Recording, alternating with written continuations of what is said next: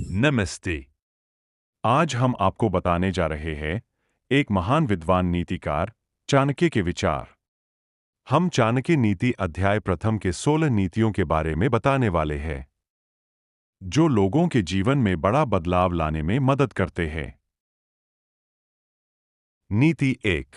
तीनों लोकों के स्वामी सर्वशक्तिमान भगवान विष्णु को नमन करते हुए मैं एक राज्य के लिए नीति शास्त्र के सिद्धांतों को कहता हूँ।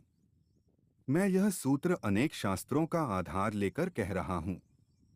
नीति दो। जो व्यक्ति शास्त्रों के सूत्रों का अभ्यास करके ज्ञान ग्रहण करेगा, उसे अत्यंत वैभवशाली कर्तव्य के सिद्धांत ज्ञात होंगे। उसे इस बात का पता चलेगा कि किन बातों का अनुसरण करना चाहिए और किन का नहीं। उसे अच्छाई और बुराई का भी ज्ञात होगा और अंततः उसे सर्वोत्तम का भी ज्ञान होगा। नीति तीन। इसलिए लोगों का भला करने के लिए मैं उन बातों को कहूंगा जिनसे लोग सभी चीजों को सही परिप्रेक्ष्य में देखेंगे। नीति चार। एक पंडित भी घोर कष्ट में आ जाता है यदि वह किसी मूर्ख को उपदेश देता है, यदि वह एक दुष्ट पत्नी का पालन पोषण करता है या किसी दुखी व्यक्ति के साथ अत्यंत घनिष्ठ संबंध बना लेता है। नीति पाँच।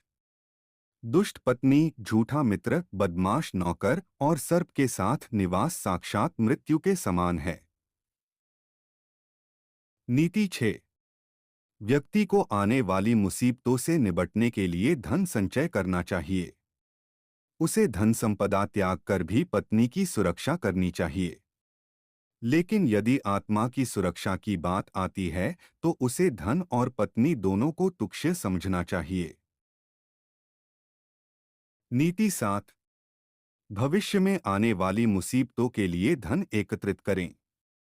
ऐसा ना सोचें कि धनवान व्यक्ति को मुसीबत कैसी।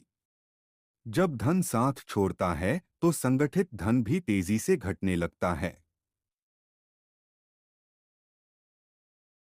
नीति 8। उस देश में निवास न करें जहां आपकी कोई इज्जत नहीं हो, जहां आप रोजगार नहीं कमा सकते, जहां आपका कोई मित्र नहीं और जहां आप कोई ज्ञान अर्जित नहीं कर सकते। नीति 9। ऐसे जगह एक दिन भी निवास न करें जहां निम्नलिखित 5 ना हो। एक धनवान व्यक्ति, एक ब्राह्मण जो वैदिक शास्त्रों में निपुण हो, एक राजा, एक नदी और एक चिकित्सक। नीति 10। अबुद्धिमान व्यक्ति को ऐसे देश में कभी नहीं जाना चाहिए जहां रोजगार कमाने का कोई माध्यम ना हो, जहां लोगों को किसी बात का भय न हो, जहां लोगों को किसी बात की लज्जा न हो, जहां लोग बुद्धिमान न हो और जहां लोगों की वृत्ति दान धर्म करने की ना हो। नीति 11। अच्छा मित्र वही है जो हमें निम्नलिखित परिस्थितियों में नहीं त्यागे। आवश्यकता पड़ने पर, किसी दुर्घटना पड़ने पर, जब अकाल पड़ा हो, जब युद्ध चल रहा हो, जब हमें राजा के दरबार में जाना पड़े और जब हमें शमशान घाट जाना पड़े। नीति 12।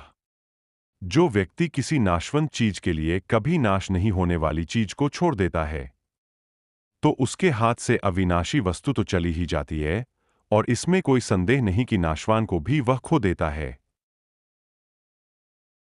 नीति 13। एक बुद्धिमान व्यक्ति को किसी इज्जतदार घर की अविवाहित कन्या से किस व्यंग होने के बावजूद भी विवाह करना चाहिए। उसे किसी हीन घर की अत्यंत सुंदर स्त्री से भी विवाह नहीं करनी चाहिए। शादी विवाह हमेशा बराबरी के घरों में ही उचित होता है। नीति 14। इन 5 पर कभी विश्वास ना करें। नदियां, जिन व्यक्तियों के पास अस्त्र शस्त्र हों, नाखून और सींग वाले पशु, भोली सूरत वाले लोग राजघरानों के लोगों पर।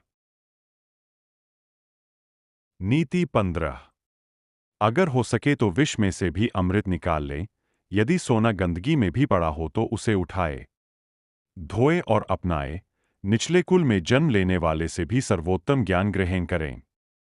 उसी तरह यदि कोई बदनाम घर की कन्या भी महान गुणों से संपन्न है और आपको कोई सीख देती है तो गहन करे।